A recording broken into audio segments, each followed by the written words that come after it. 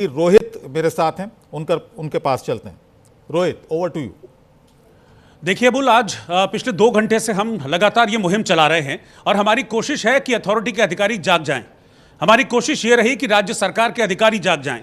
हमारी कोशिश ये रही कि नोएडा के जो प्रशासनिक अधिकारी हैं वो जाग जाएं। हमारी कोशिश ये रही कि राज्य सरकार जाग जाए। हमारी कोशिश ये रही कि जो मंत्री हैं वो जाग जाएं। और इन 2 घंटों में जिस तरीके से लगातार एक के बाद एक खुलासे न्यूज़ इंडिया ने किए हैं, मुझे पूरा विश्वास है कि जागे ज़रूर हैं और इसका असर भी होता हुआ दिखा है। और इसका सीधा प्रमाण है कि अधिकारियों ने फ़ोन उठाया और जब उनको बताया कि हम ये मुहिम चला रहे हैं तो उन्होंने फ़ोन काट दिया, क्योंकि उन लोगों के पास कोई जवाब नहीं था। अथॉरिटी के अधिकारियों को हमने फ़ोन मिलाया, डीएम मेघारूपम को फ़ोन मिलाया, सुना महर्षि का नाम, काट दिया। यानी कि देख रही थी न्यूज़ इंडिया का वो शो। फिर हमने सीईओ को फ़ोन मिलाया अथॉरिटी के, नई बात हुई। हमने अथॉरिटी के कई अधिकारियों को फ़ोन मिलाया, मंडलायुक्त को हमने फ़ोन मिलाया, लखनऊ तक हमने फ़ोन मिलाया, हर जगह हमने फ़ोन मिलाया। लेकिन नाम सुनते ही, और इतना बड़ा लैंड स्कैम न्यूज़ इंडिया उजागर कर रहा है जिसमें हज़ारों करोड़ की ज़मीन है, जिसमें अथॉरिटी की ज़मीन है, उसका बंदरबांट चल रहा है।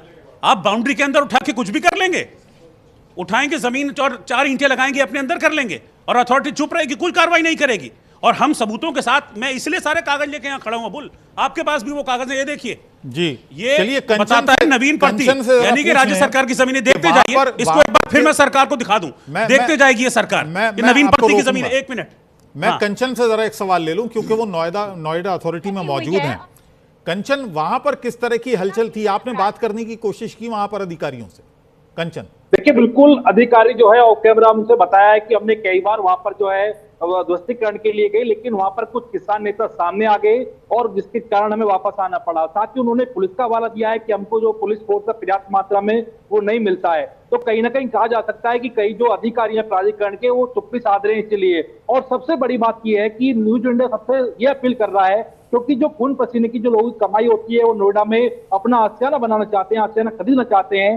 तो सबसे पहले जो महर्षि आश्रम के पास जितने भी आप वहाँ फ्लैट विला जो भी बने हुए हैं, वो पूरी तरीके से अवैध हैं। जिस तरीके से लगातार प्राधिकरण ने पहले 1 नोटिस एक्सपेक्ट किए गए थे। और सबसे बड़ी बात यह है, जो बड़े बड़े बिल्डर हैं, जो सबसे अच्छी जमीन खरीदते हैं वो प्राधिकरण की, और प्राधिकरण से पूरी तरीके से वो ऑथराइज होती है। इन बिल्डरों के कारण उनके फ्लैट्स जो बिला नहीं बिक पाते, उनका केवल कारण यही है कि वो अच्छे से बनाते हैं, अच्छा मटेरियल लगाते हैं, अच्छी जमीन होती है जिससे कि सामने कोई दिक्कत ना आए।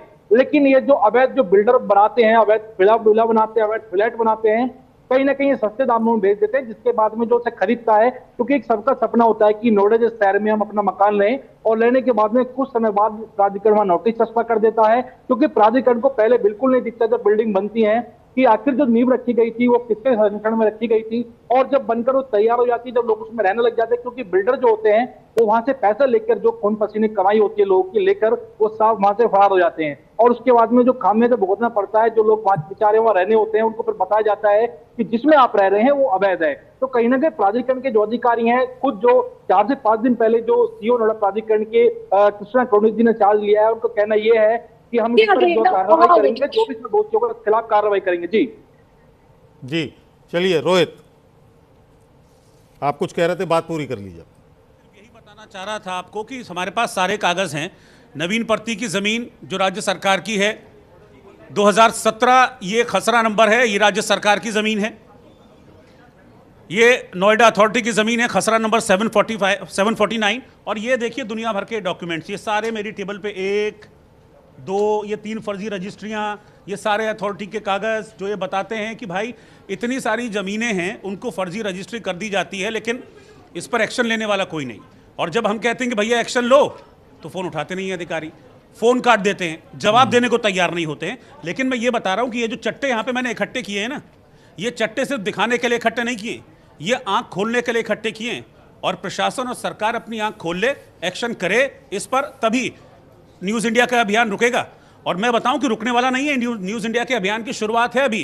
क्योंकि आज तो हमने ये हिंदुस्तान का सबसे बड़ा जो ज़मीन घोटाला है वो खोला है, जिसमें ये लंबे चौड़े दस्तावेज हमारे पास हैं, और इतने दस्तावेज अभी अंदर पड़े हुए हैं।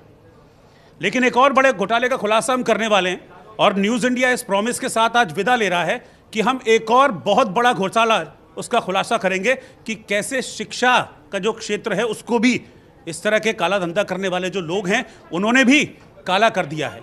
शिक्षा का मतलब होता है कि एक सफ़ेद एक स्याह तरफ बढ़ना, एक नई किरण की ओर बढ़ना, लेकिन कैसे शिक्षा की उस किरण को ये लोग काला कर दे रहे हैं। और उसमें महर्षि का कैसे पूरा एक स्कैम चला रहा है, महर्षि के स्कैम का हम खुलासा करेंगे। आज न्यूज इंडिया ने ऑपरेशन नो लैंड माफिया दिखाया था, क्योंकि ये लोग लैंड माफिया हैं, लेकिन हमने कसम खाई है कि नो लैंड माफिया मतलब कोई लैंड माफिया रहने नहीं देंगे। और ऐसे ही छात्रों के भविष्य के साथ भी किसी को खेलने नहीं देंगे, फर्जी काम किसी को करने नहीं देंगे।